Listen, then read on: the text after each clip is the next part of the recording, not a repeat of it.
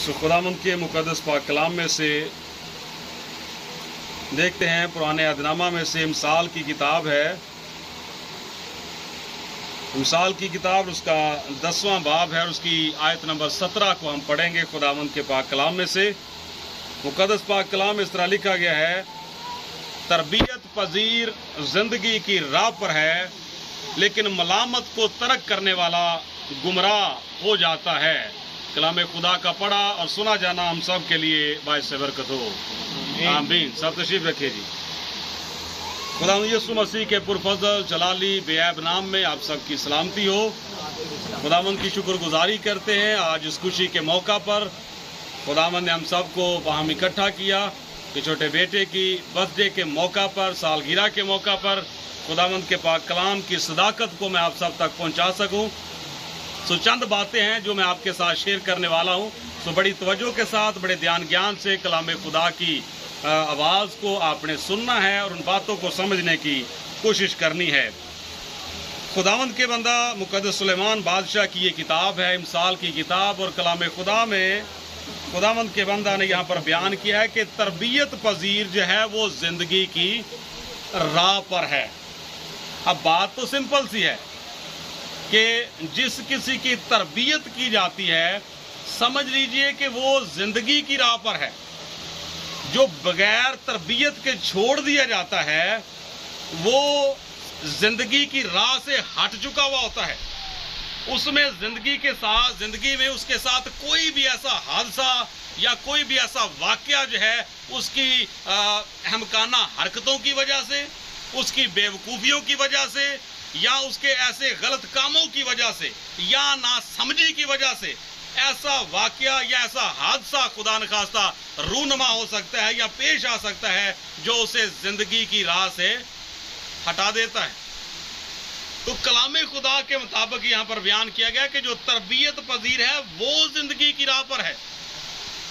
कई मर्तबा हम लोग ऐसे वाकयात जो हैं वो सुनते हैं और देखने में भी आते हैं कि कई ऐसे नौजवान जो है वो अपनी अहमकाना हरकतों की वजह से अपनी जान से हाथ धो बैठते हैं और बाद में सारे खानदान के लिए जो है वो परेशानी का बायस बने होते हैं।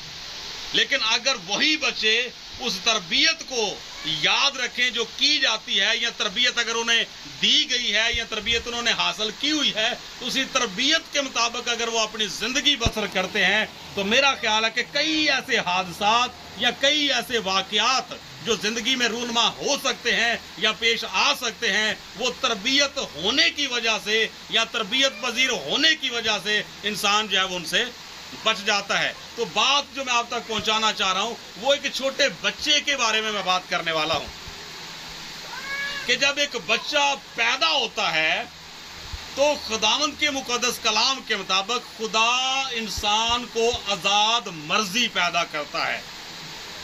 बेशक बच्चा जब पैदा होता है और जब तक कि वो टीन एज में नहीं आ जाता या थोड़ा सा वो मैच्योर नहीं हो जाता या बालग नहीं हो जाता, बेशक वो दूसरों पे डिपेंड करता है, अपने पेरेंट्स पे डिपेंड करता है, अपने खानदान पे डिपेंड करता है। लेकिन बढ़ते बढ़ते जब उसकी परवरिश की जाती है तो जिंदगी में एक वक्त ऐसा आ जाता है कि जब वही बच्चा जो कल तक अपने माँ बाप पे इन्हिसार करता था, अपने घर वालों पे डिपेंड करता था या दूसरे लोगों पे डिपेंड करता था, एक वक्त ऐसा आता है कि वही बच्चा उठ के कहता है कि मेरी मर्जी। होता है इस तरह या नहीं? ये मेरी जिंदगी है, मैं जो चाहूं सो करूं। तुम कौन होते हो मेरी जिंदगी में दखल देने वाले? या आप कौन होते हैं मेरी मर्जी के खिलाफ बात करने वाले? मेरी जिंदगी है, मेरी मर्जी है, मैं जो चाहूं कर सकता हूं। तो इसका क्या मतलब हुआ कि दरहकीकत खुदा ने चूंकि इंसान को आजाद मर्जी पैदा किया है तो वो सिर्फ डिपेंड कर रहा है इस वजह से कि अभी वो बालग नहीं हुआ। ये आजाद मर्जी जब बच्चा पैदा होता है तो उस वक्त ही उसके अंदर पाई जाती है। आप इस बात से भी आप अंदाजा कर सकते हैं कि थोड़ा सा बच्चा जरा थोड़ी सी उसकी परवरिश हो जाती है, 2-4 माह 6 माह का या साल का बच्चा हो जाता है तो कई मरतबा वो चीज हमें आहिस्ता आहिस्ता जब उसमें से दिखाई देना शुरू कर देती है कि माँ बाप कुछ कहते हैं जानबूझ के जो बच्चा कुछ और काम कर रहा होता। इसका क्या मतलब निकलता है کہ وہ اس کے اندر اپنی ایک فیلنگ ہے، اس کے اندر اپنی ایک مرضی ہے جو خدا نے رکھی ہے، اور جب تک وہ بالغ نہیں ہو جاتا اسے ڈپینڈ کرنا پڑتا ہے دوسروں پہ، لیکن جب وہ بالغ ہو جاتا ہے تو اس وقت پھر وہ اپنی مرضی سے چل پھر سکتا ہے، اپنی مرضی سے جو ہے وہ بات کر سکتا ہے۔ تو کہنا میں یہ چاہ رہا ہوں، یہ بیس اس لیے میں نے سمجھائی ہے کہ یہی وہ پوائنٹ ہوتا ہے، یہی وہ وقت ہوتا ہے کہ جہاں پر تربیت پذیری کی ضرورت پیش آتی ہے۔ اسی ٹائم پہ اگر بچے کو تربیت کی جائے، اسی ٹائم پہ اگر بچے کو بٹھا کے سکھایا جائے، سمجھایا جائے، بتایا جائے، تو وہی تربیت جو ہے وہ آگے چل کے پھر اس کی زندگی میں کام آتی ہے۔ اور ایک اور بڑی اہم بات جو خاص طور پر جس کی طرف میں آپ کی توجہ دلانا چاہ رہا ہوں، وہ یہ ہے کہ یہاں پر یہ جو لکھا ہوا ہے نا کہ تربیت پذیر زندگی کی راہ پر ہے۔ جسمانی زندگی کی تو بات ہے ہی کہ تربیت جسمانی زندگی میں تو کارآمد ثابت ہوتی ہی ہے، لیکن روحانی طور پر یہاں پہ بات ہو رہی ہے ہمیشہ کی زندگی کی، کہ تربیت پذیر جو ہے وہ ہمیشہ کی زندگی کی راہ کی طرف جو ہے وہ چلتا ہے۔ تو کہنا میں یہ چاہ رہا ہوں، اس کے روحانی لغو جو ہے وہ میں آپ کو یہ بتانا چاہ رہا ہوں کہ بے شک خدا نے انسان کو آزاد مرضی پیدا کیا۔ یہ بھی میں تھوڑا سا واضح کرتا چلوں کہ بائبل مقدس سے کیسے ثابت ہوتا ہے کہ خدا نے انسان کو آزاد مرضی پیدا کیا ہے۔ باغ عدن کے اندر جب خدا نے انسان کو بنایا تو کلام خدا میں بڑی مشہور و معروف آیت مبارکہ ہے، لکھا ہوا پڑھتے اور سنتے ہیں آپ کہ خدا نے عدن میں مشرق کی طرف ایک باغ لگایا، اور جو انسان خدا نے بنایا تھا اس کو وہاں پر رکھا، اور اس سے کہا کہ تمام درختوں کا پھل تو بے روک ٹوک کھا سکتا ہے، لیکن جو درخت باغ کے بیچ میں ہے اس کا پھل تو نہ کھانا، جس روز تو نے اس میں سے کھایا تو مرا۔ بے شک خدا نے حکم دے دیا، باقی درختوں کے بارے میں کہا کہ تو بے روک ٹوک کھا سکتا ہے، تیری اپنی مرضی ہے، تو آزاد مرضی ہے، اور بے شک خدا نے حکم دیا اس درخت کے بارے میں جو باغ کے بیچ میں تھا، لیکن پھر بھی اس پہ چھوڑ دیا کہ تیری اپنی مرضی ہے کہ تو اس میں سے کھائے یا نہ کھائے۔ اس کا کیا مطلب نکلتا ہے کہ خدا نے انسان کو آزاد مرضی پیدا کیا۔ تو بتانا میں یہ چاہ رہا ہوں کہ بے شک خدا نے آزاد مرضی پیدا کیا، لیکن تربیت جو ہے اس کے ذریعہ سے ماں باپ ہوتے ہوئے، پیرنٹس ہوتے ہوئے، والدین ہوتے ہوئے ہمیں چاہیے کہ ہم بچوں کا ٹریک چینج کر دیں۔ ہاللیلویا۔ تربیت جو ہے وہ بچوں کا ٹریک چینج کر دیتی ہے۔ تو اگر ہم لوگوں نے بچوں کا ٹریک چینج نہ کیا تو پھر کیا کہہ سکتے ہیں ان بچوں کے بارے میں کہ وہ بالکل ایسے بڑھتے ہیں کہ جس طرح آپ نے کئی مرتبہ گھروں پہ بیل نہیں لگی ہوئی دیکھی ہوتی، لگی ہوتی ہے انگور کی بیل کہہ لیں یا کوئی اور بیل کہہ لیں، تو وہ آزاد ہے، وہ پھر اپنی مرضی سے بڑھتی ہے، وہ جس طرح مرضی جو ہے وہ دیوار پہ چڑھ جاتی ہے، دروازوں کے اوپر چڑھ جاتی ہے، دیواروں کے اوپر چڑھ جاتی ہے، وہ کیا آزاد ہے نا۔ تو سیم اسی طرح سے بچوں کا اگر تربیت کے ذریعہ سے ٹریک چینج نہ کیا جائے تو وہ بھی ان بے ڈھنگے پودوں کی طرح بڑھتے ہیں جن کو آپ گلی محلوں میں جو ہے وہ آپ دیکھ سکتے ہیں، چوکوں موڑوں پہ آپ دیکھ سکتے ہیں۔ اتنے چھوٹے چھوٹے بچے ہوتے ہیں، میں کئی مرتبہ یہ بات کہہ چکا ہوں اور بیان کر چکا ہوں کہ میں حیران ہوتا ہوں کہ اتنے چھوٹے چھوٹے بچے ہوتے ہیں اور اتنے بڑے بڑے موبائل ان کے ہاتھوں میں ہوتے ہیں اور گانے سنتے ہوئے جو ہے وہ گلیوں سے جا رہے ہوتے ہیں، کانوں میں بالیاں ہوتی ہیں اور عجیب قسم کا جو ہے وہ فلسفہ ان کی زندگی سے نظر آ رہا ہوتا۔ آپ کا کیا خیال ہے بھائی اکرم، وہ زندگی کی راہ پر ایسے بچے؟